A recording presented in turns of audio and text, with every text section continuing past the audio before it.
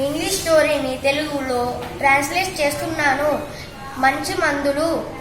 ఒకరోజు తెనాలి దుబాషీ వాళ్ళ ఇంటి నుండి వెళ్ళేటప్పుడు ఇంటిలో నుండి పెద్ద పెద్ద శబ్దాలు వినిపించాయి. తెనాలి దుబాషీ వాళ్ళ ఇంటి బయట కూర్చున్నాడు.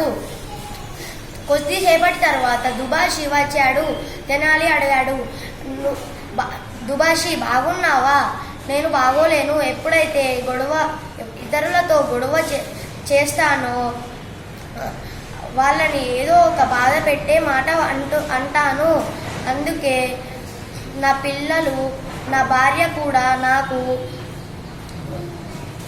మర్యాద ఇవ్వరు. నాకు అర్థమైంది, ఇది ఒక జబ్బు అని అర్థమైంది. నేను నీకు ఒక సీసా నిండా మందు ఇస్తాను. అది ఒక వారం వరకు యూజ్ చెయ్యు. తెనాలి వారం తర్వాత వచ్చాడు. దుబాషీ అన్నాడు, ఈ మందు బాగా పనిచేసింది. నాకు ఇంకో సీసా నిండా ఇస్తావా? దుబాషీ ఇంటిలో నుండి ఒక గ్లాస్ నిండా నీటిని తేవే.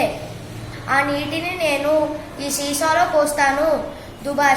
దుబాషీ అన్నాడు, ఇన్ని రోజులు నువ్వు నాకు నీటినే ఇచ్చావా? అవును. ఎప్పుడైతే గొడవ చేస్తావో ఈ నీటిని నువ్వు నోటిలో ఉంచుకుంటే గొడవ అవ్వదు, నిశ్శబ్దంగా ఉంటుంది. నువ్వు కూడా నిశ్శబ్దంగా ఉంటావు. ఎప్పుడు గొడవలు జరగవు.